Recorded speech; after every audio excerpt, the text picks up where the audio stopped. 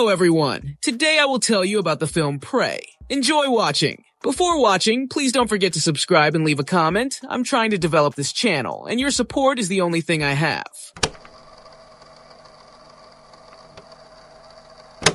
The film begins on the Great Plains in September 1719. The colonization of America is in full swing, but the natives have not yet been driven into reservations. In the morning, the chief's daughter Narru is awakened.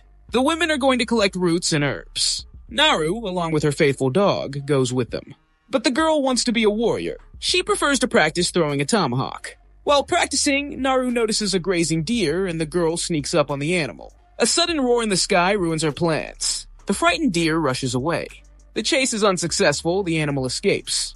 The faithful dog got his tail caught in a trap and they had to free his friend. The girl again hears a strange roar and sees a sign in the sky. She tells her brother Taabe about this while hunting a hawk. Narru believes that she can become a hunter, although this is not a woman's business. The heroine returns to the tribe, where she learns the art of healing from her mother. Narru tells her that she almost killed a deer. Her mother sends her to pick orange flowers. The local one is more sedative. And somewhere in the mountains, a mysterious flying machine dropped off a hunter. Narru returns home with herbs, and learns that one man was carried off by a lioness. The warriors set off to look for a comrade and a predator. On the way, Narru catches up with them. She wants to go with them.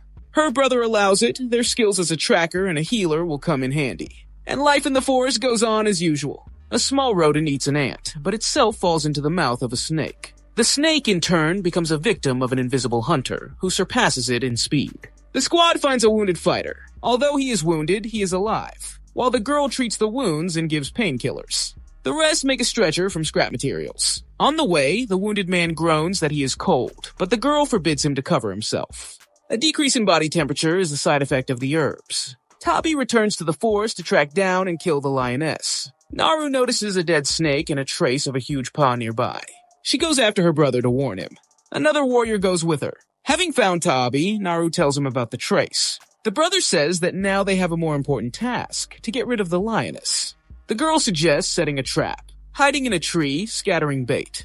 While Taabe lays out pieces of meat, Narru and her partner sit on the tree. The warrior mocks her, believing that a woman cannot become a hunter. The conversation is interrupted by the lioness. She drags the warrior away.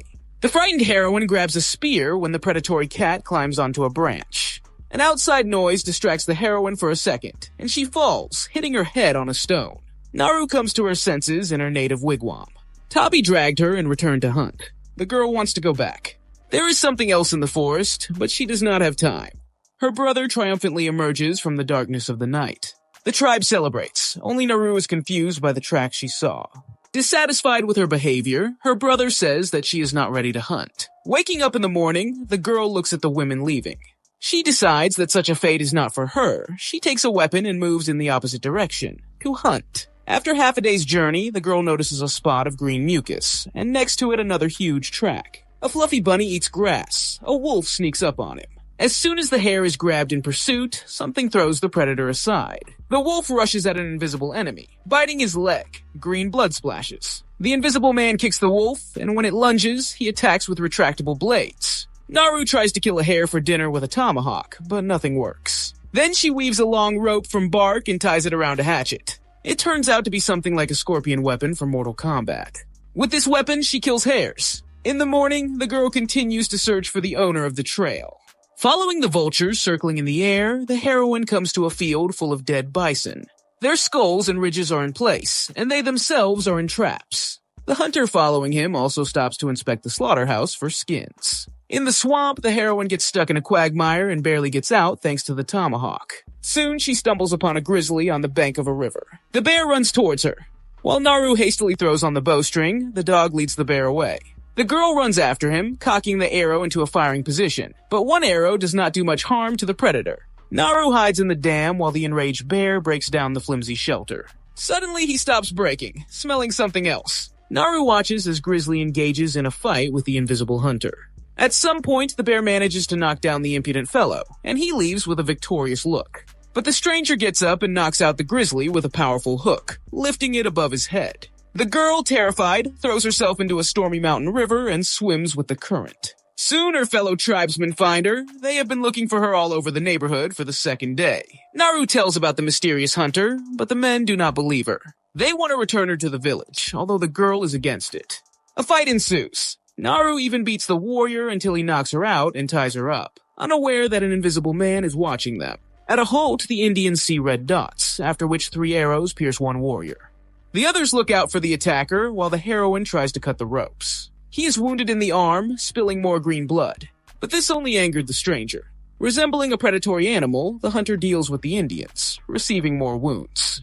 Taking advantage of the men's busyness, Narru picks up the equipment. Having cut the bonds, she swings at the enemy who killed his fellow tribesman, but having estimated the chances, turns around and runs away.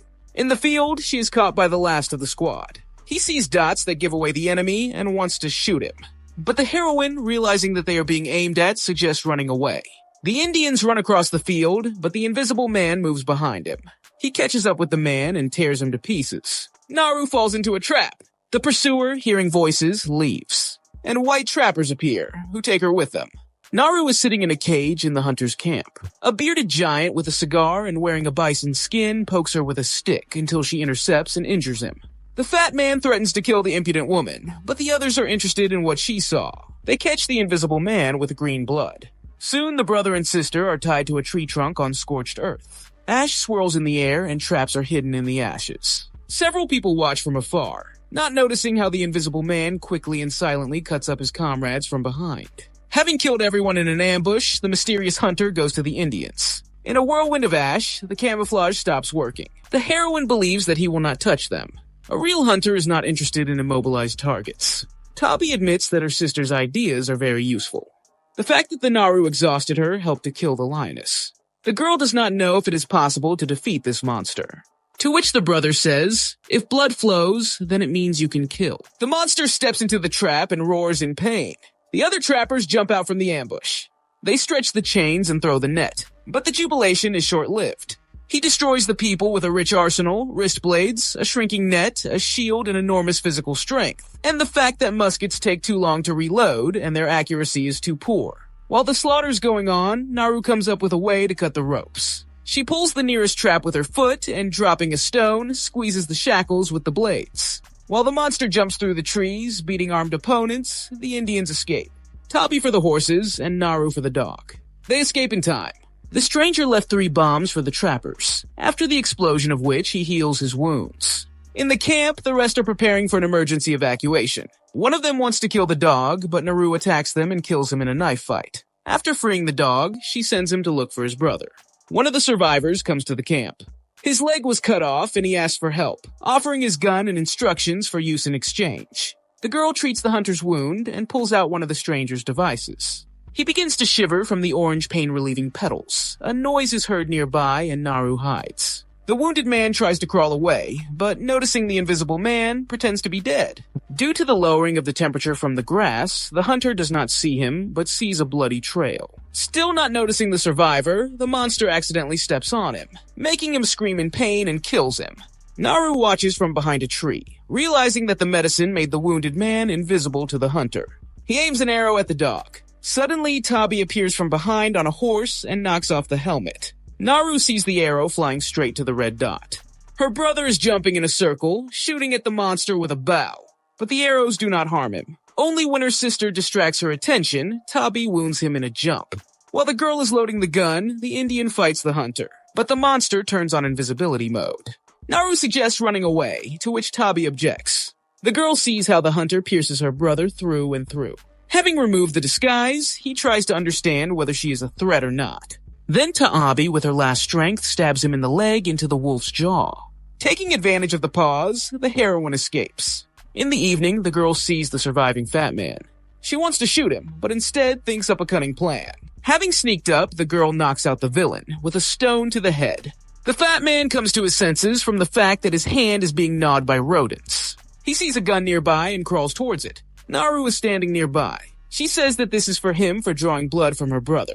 The girl eats orange leaves while the man aims an unloaded gun at her. The invisible man appears. Not noticing the cold Narru, he goes to the fat man and chops off his head. While the hunter examines the prey, the cunning girl aims at the back of his head, knocking off his mask with a shot. The wounded monster roars in pain and the girl, taking the fallen equipment, runs away. In the forest, she prepares a trap for the guest. Having lost his helmet, the hunter tracks her down by the tracks she left behind. Narru attacks from above, managing to inflict several wounds with tomahawks before she herself almost dies under a spear. The appearance of the dog saves the owner. Taking the spear, the girl runs away. The hunter pursues her, jumping through the trees. An unsuccessful attempt to fight back with a shield leads to the loss of an arm. But then the weapon turns off. The heroine has to dodge, fighting back with a club. She almost loses her head, but breaks off the fang of the monster and sticks it in his eye. This allows her to get out and lure the enemy. But even so, the hunter manages to get up. He aims a light machine gun at her, unaware that the girl has hidden the mask nearby. Her sight is looking at his head. The stranger shoots an arrow and blows out his brains. In the last scene, Narru returns to the village. She throws the head to the monster and says that it is dangerous to stay here from now on. The tribe performs a ritual song, dedicating Narru to being a hunter. And that's where the film ends.